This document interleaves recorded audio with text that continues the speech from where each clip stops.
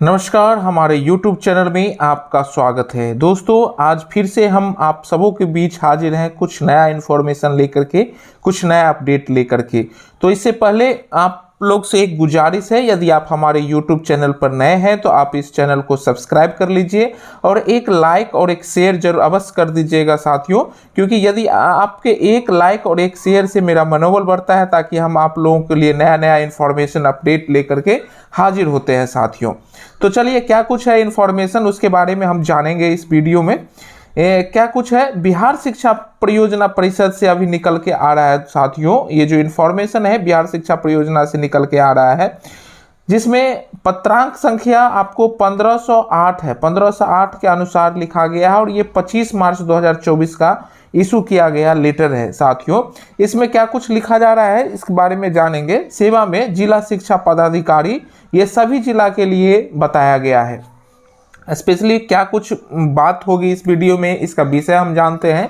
विषय में है जो राज्य के जितने सरकारी स्कूल हैं और सरकारी सहायता प्राप्त प्रारंभिक विद्यालय में अध्ययनरत 1 से पहली से 8वीं तक के छात्र छात्राओं जिनका वार्षिक मूल्यांकन 2024 के प्रगति प्रतिवेदन को साझा करने के संबंध में बताया गया है साथियों। सभी जिला को बताया गया है कि राज्य के जितने सरकारी गैर सरकारी सरकारी एवं सरकारी सहायता प्राप्त प्रारंभिक विद्यालय हैं, जहां 1 से 8वीं बच्चे पढ़ते हैं, 1 से 8वीं तक के छात्र छात्राएं पढ़ते हैं, उनका वार्षिक मूल्यांकन 2024 प्रगति प्रतिवेदन को साझा करने के संबंध में बताया गया है।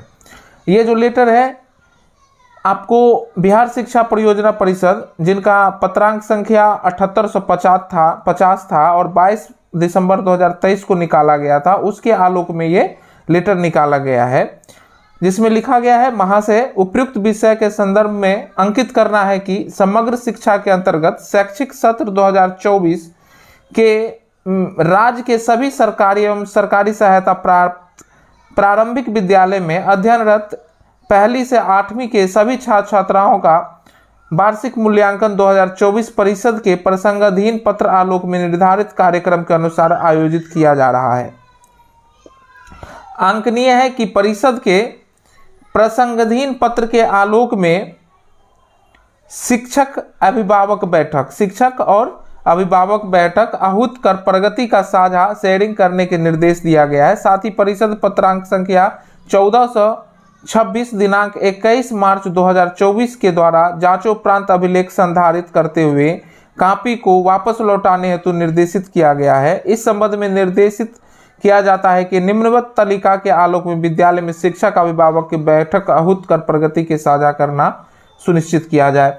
यानी कि ये बताया जा रहा है, जो पेरेंट्स मीटिंग जो होता था, जो पहले जिस तरह से हुआ करता था, उसी तरह अब शिक्षक और अभिभावक का मीटिंग होगा, जिसमें बच्चे के जो प्रगति पत्र है उसको बच्चे के बारे में साझा शेयर करना है बच्चे के माता पिता के साथ, जिसका कुछ टाइम निर्धारित किया गया है, तिथि निर्धारित किया गया है, जिसमें है निर्धारित तिथि जो है 30 मार्च 2024 भोजनावकाश के बाद 5वां एवं 8वां तक के बच्चे के पेरेंट्स मीटिंग होंगे।